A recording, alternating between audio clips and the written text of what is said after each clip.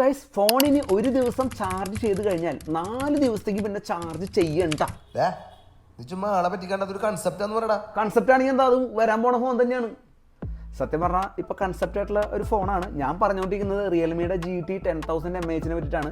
സാധാരണ ഒരു 10,000 mAh power bank ഇത്രയും തിക്നെസ് വരും അല്ലേ. പക്ഷേ ഈ പറയുന്ന കൺസെപ്റ്റ് ഫോണിൽ പറയുന്നത് 8.5 mm തിക്നെസ് ഉള്ളതാണ്. അതായത് വളരെ തിക്നെസ് കുറഞ്ഞ ഫോണാണെങ്കിലും ബാറ്ററി 10,000 mAh ആണ്. ആക്ച്വലി ഈ ഫോണിൻ്റെ ഡീറ്റെയിൽഡ് ആയിട്ടുള്ള സ്പെക്കൊന്നും കമ്പനി പുറത്തുവിട്ടിട്ടില്ല. പക്ഷെ കുറേ യൂട്യൂബേഴ്സ് ഈ സാധനം കയ്യിൽ കിട്ടിയിട്ട് അൺബോക്സ് ചെയ്യണ വീഡിയോ ഒക്കെ യൂട്യൂബിലുണ്ട്. പക്ഷേ ഞാൻ സെർച്ച് ചെയ്തപ്പോൾ സത്യം പറഞ്ഞാൽ ഇതൊരു കൺസെപ്റ്റാണ്. സാധാരണ ഫോണുകളിൽ ലിഥിയം അയൺ ബാറ്ററിയാണ് വരാറ്.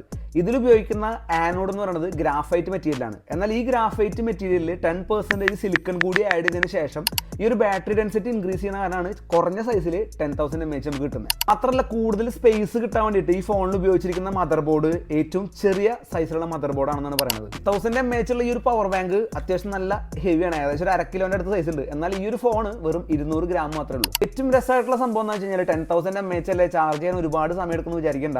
ഇതിൻ്റെ ഫാസ്റ്റ് ചാർജിങ് പറയണത് 320 വാട്ട്സ് ആണ്. ഇതിൽ ഏത് പ്രോസർ ഉപയോഗിക്കും, ഇതിൻ്റെ ബാക്കി ഡീറ്റെയിൽസ് ഒന്നും നമുക്ക് അറിയില്ല. പക്ഷേ ഇതൊരു കൺസെപ്റ്റ് രീതിയിലാണ് ഇപ്പോൾ റിയൽമി ഇറക്കിയിട്ടുള്ളത്. ഇപ്പോൾ റീസെൻ്റ്ലി റിയൽ ആയിട്ടുള്ള ഒരു ഓപ്പോൻ്റെ ഒരു ഫോണിൽ 7000 mAh ഒരു ബാറ്ററി നമ്മൾ കണ്ടായിരുന്നു. അപ്പോൾ ഇങ്ങനെ പോവുകയാണെങ്കിൽ ഇനി 10,000 20,000 mAh ഒക്കെ നമ്മൾ ഇനി റിയൽ ലൈഫിൽ കാണേണ്ടി വരും. ഈ ഒരു ഫോണിൻ്റെ ഒരു അപ്രോക്സിമേറ്റ് പ്രൈസ് എന്ന് പറയുന്നത് 29,000 രൂപയാണ് കേട്ടോ. അപ്പോൾ അടുത്തൊരു ഇൻഫോർമേറ്റീവ് ആയിട്ടുള്ള വീഡിയോ കാണാം. പറ്റുകയാണെങ്കിൽ ചാനൽ ഒന്ന് ഫോളോ ചെയ്യണേ.